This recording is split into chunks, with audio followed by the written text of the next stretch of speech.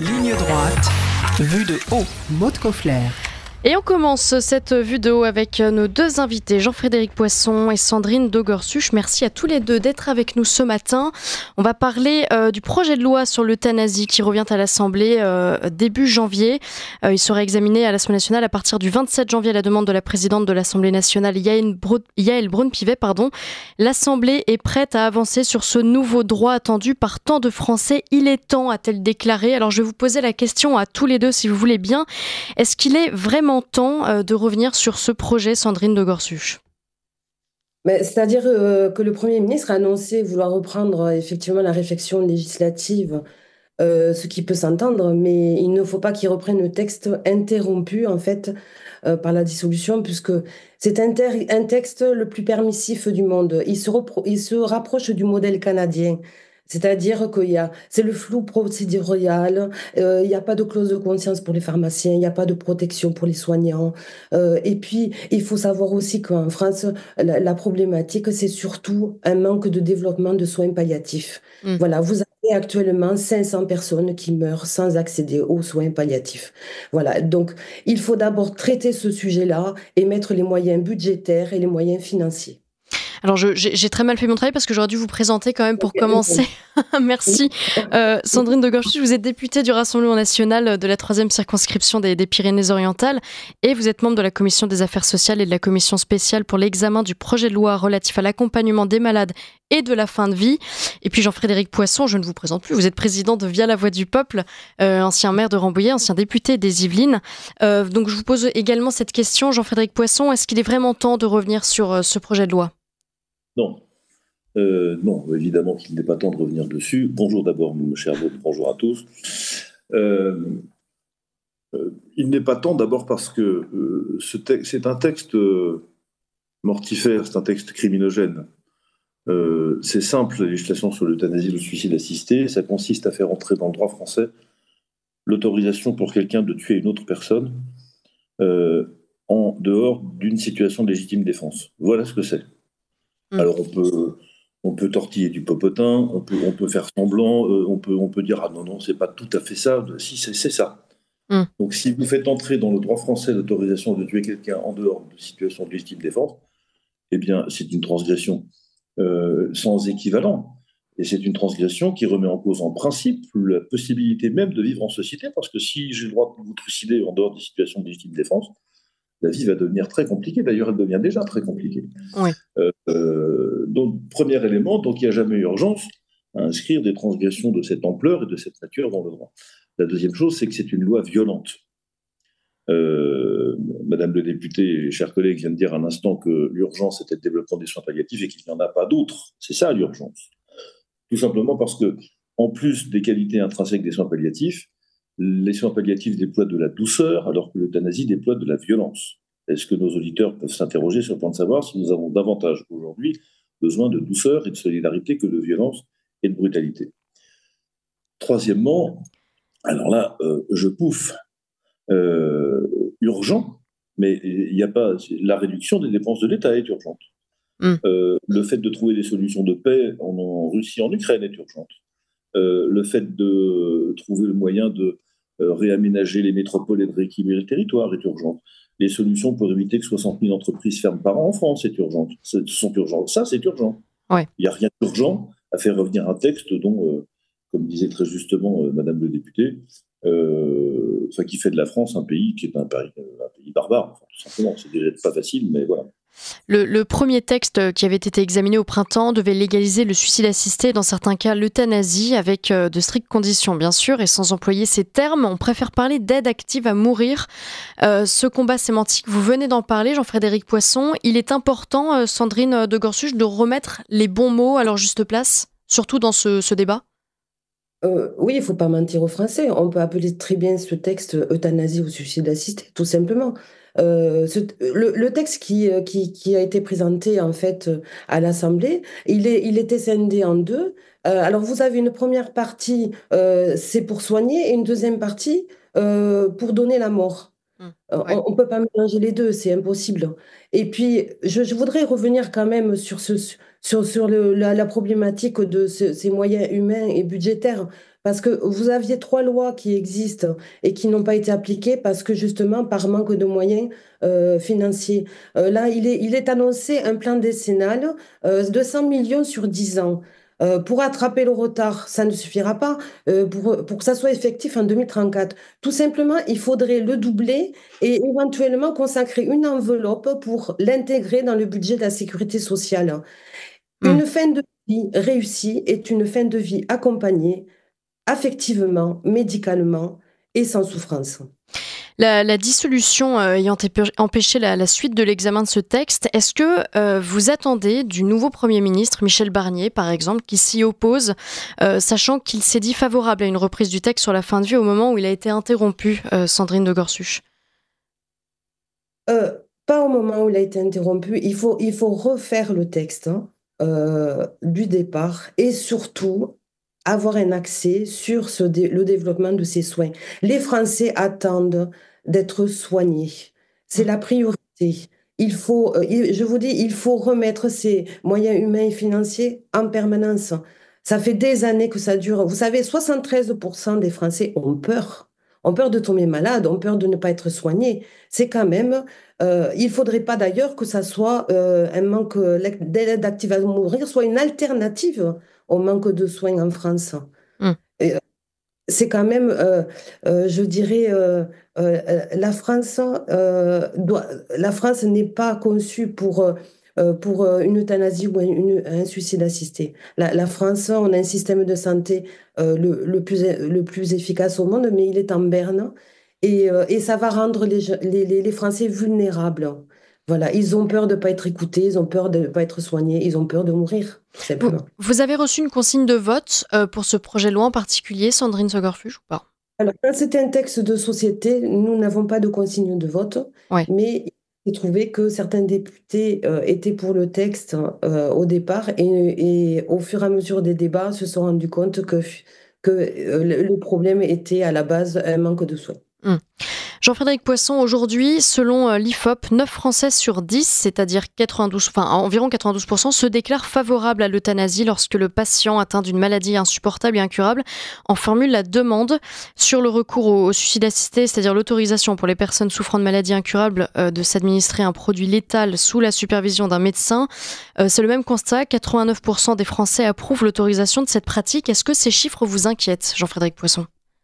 Oui, évidemment que ça m'inquiète pour 2 raisons. La première, c'est si effectivement vous mettez dans l'esprit des Français qu'il n'y a qu'une alternative possible, c'est-à-dire soit l'euthanasie ou le suicide assisté, soit terminer sa vie dans des souffrances atroces pendant un temps interminable, tout seul sur un brancard dans un sous-sol humide d'hôpital avec des néons qui clignotent et la peinture qui se décolle des murs. Évidemment, le choix est vite fait, si j'ose dire. Il faut être un héros pour accepter de subir même quelques heures la seconde solution. Donc la représentation que les Français ont de la fin de leur jour, compte tenu de l'état du système de santé publique, parce que c'est lié. Évidemment, on n'est jamais rassuré quand, on doit aller à l'hôpital, subir une intervention, etc., remarquer le soin qu'on prend, à se renseigner sur tel ou tel hôpital, telle ou telle clinique, tel ou tel chirurgien. Ça, c'est un phénomène nouveau. Moi qui suis un peu plus âgé que vous, ma chère Maud, il y a quelques décennies, les choses ne se posaient pas du tout de cette façon. Aujourd'hui, on a peur, on n'a pas confiance en le système de santé. Donc, si on n'a pas confiance pour aller se faire opérer de la rotule, comment voulez-vous qu'on ait confiance quand il s'agit de finir ses jours dans des conditions décentes? Deuxièmement, oui, c'est inquiétant parce que ça veut dire que les Français ne comprennent pas ce que c'est que la pratique des soins palliatifs, ne comprennent pas que ce qui leur est présenté comme une possibilité, une éventualité, c'est-à-dire le fait de finir ses jours dans des situations extrêmement douloureuses, souffrantes, ça a été quasiment vaincu par la médecine, les antalgiques et les programmes antidouleurs aujourd'hui. Il n'y a plus de situation qui soit aujourd'hui extrêmement souffrante. Alors reste le problème de fond. La loi Claes-Leonetti, qui a été adoptée par le Parlement en 2016 sur la sédation terminale profonde, est une loi pour les gens qui vont mourir. on accepte l'idée d'administrer cette sédation terminale profonde, c'est-à-dire d'endormir les gens de sorte qu'ils ne se réveillent plus, ou de manière, enfin, qu'ils ne se réveillent plus. Là encore, pour faire en sorte que leur douleur soit soulagée et que ça existe dans des cas extrêmement rares, encore une fois, mais c'est tellement rare que non. Mais c'est surtout les gens qui sont sur le point de mourir, dont la mort est imminente. Alors, on ne sait pas combien c'est une mort imminente, parce qu'on n'en sait rien, bien sûr. Enfin, globalement, il faut faire de la confiance aux médecins. Donc, c'est une loi qui est faite pour les gens qui vont mourir. La loi qui se profile est une loi qui est faite pour les gens qui veulent mourir. Oui. Vous comprenez bien que ça n'est pas du tout la même chose. Or, le problème des gens qui veulent mourir, il est très simple. Les gens qui veulent mourir mourront à la seule condition que soit on inscrit dans le droit une transgression insupportable, comme je l'ai dit, c'est l'euthanasie, soit ils mettent fin à leur jour, mais avec le concours d'un tiers, c'est-à-dire en faisant en sorte qu'ils sollicitent quelqu'un pour dire « Ah bah aide-moi, j'ai peur de me suicider ». Si on était un peu brutal, on dirait « Mais si vous voulez vous suicider, faites-le tout seul ». Ouais. Mais n'embauchez pas quelqu'un avec vous pour lui faire endosser une part de cette responsabilité que peut-être d'ailleurs il n'a pas envie d'endosser. Donc en fait, cette loi est faite pour les gens qui veulent mourir, non plus seulement pour les gens qui vont mourir, c'est déjà une différence énorme. Elle embauche les tiers, soit le corps social tout entier par la loi, soit l'aide de quelqu'un individuellement, pour aider à aboutir à cette fin, ce qui est en soi quelque chose qui est moralement inacceptable. Comment dire, en définitive, elle fait en sorte que nous soyons tous placés dans la nécessité d'être complices de quelque chose qui est soit une transgression insupportable, soit une complicité de crimes par fourniture de moyens. Sandrine de Gorsuch, il y a la question morale, il y a la question sociale, il y a la question légale. Sur la question morale, comment expliquer ce basculement de la société vers une sorte de nihilisme ? On le voit avec ce projet de loi, avec même le dernier sondage portant sur la peine de mort, même si ça n'a pas grand-chose à voir, mais sur ce rapport à la mort en général, de la part des Français, de la part des dirigeants aussi, beaucoup quand même depuis quelques années. Comment vous l'expliquez ce basculement, s'il s'explique ? C'est dû à un environnement social, ça peut être dû aussi à un environnement familial. Il y a beaucoup de personnes, de Français qui sont en situation précaire, donc là, il y a la peur. Ce texte me fait peur dans le sens il se rapproche du modèle canadien. Et au Canada, vous avez 80 ans, vous êtes sans domicile fixe, ou alors vous n'avez pas les moyens de vous soigner, on vous propose l'euthanasie directement. Voilà. Donc en France, il y a beaucoup de pauvreté. Et on va arriver où il y aura des inégalités. C'est-à-dire que vous avez la personne qui aura les moyens, qui aura connaissance d'avoir un médecin rapidement, d'être soigné rapidement, et vous aurez les personnes qui, malheureusement, n'auront pas les moyens. Euh, dans mon territoire et partout, je rencontre une personne tout le temps qui me dit, j'ai peur de tomber malade parce que je ne vais pas être soignée. Donc, je vais arriver dans un centre hospitalier et automatiquement, j'ai peur qu'on me propose un formulaire à remplir pour savoir si je vais être euthanasiée ou me suicider. C'est très grave, très, très grave. C'est inacceptable, inacceptable. Jean-Frédéric Poisson, sur ce rapport des Français à la mort, à cette notion-là, qu'est-ce que vous en pensez ? On les pousse en fait à envisager de le faire. Oui, c'est ça en fait. Voilà, on les pousse à le faire. Euh, quand on demande un sondage aux Français, est-ce que vous êtes pour ou contre l'euthanasie? Automatiquement, vous avez une réponse, ou pour ou contre. Mais quand on leur explique pourquoi on en arrive là, le sondage est différent, automatiquement.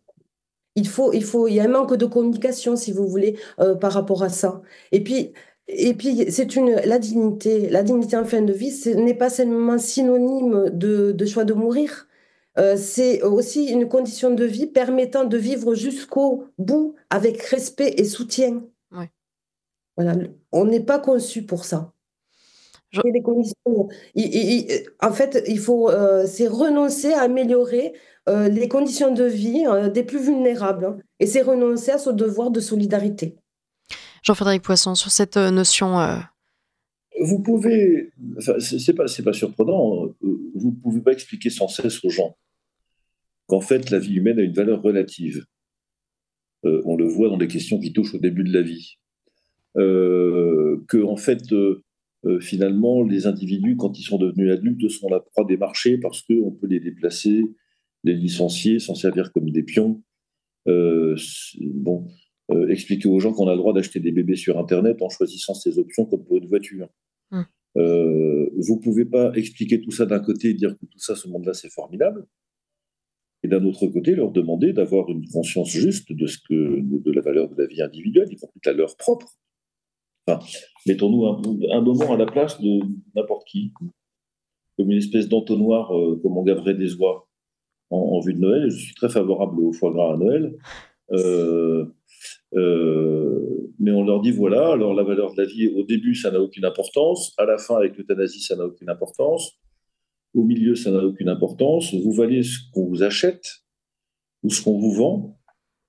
Ou alors vous ne valez que votre force de travail, le reste on s'en moque, et encore la force de travail quand elle est rémunérée correctement, ce qui n'est plus le cas. Vous ingurgitez tout ça pendant toute l'année, et vous voudriez qu'on demande aux Français d'avoir une juste vision de la valeur de la vie humaine. Mais comment c'est possible Comment c'est possible? Donc effectivement, si je ne vaux rien, pourquoi s'occuperait-on de moi, et si je ne vaux rien, pourquoi dépenserait-on des moyens pour moi? C'est atroce ce monde. C'est atroce.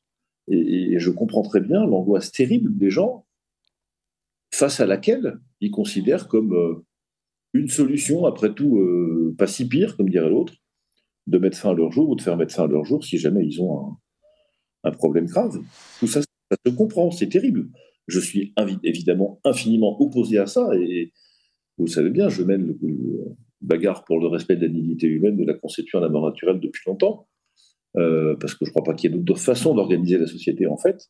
Mais le contexte est tel que, je vous dis, je comprends cette détresse, ce désarroi des Français. Je me sers sur le compte de la détresse plutôt que sur le compte de la conviction. Mais écoutez, merci beaucoup Jean-Frédéric Poisson, Sandrine de Gorsuch d'avoir participé à cet entretien. Et je rappelle que le texte sur la fin de vie sera examiné à l'Assemblée nationale à partir du 27 janvier. Donc on aura l'occasion de revenir sur ce sujet. Merci beaucoup et à très bientôt sur notre antenne.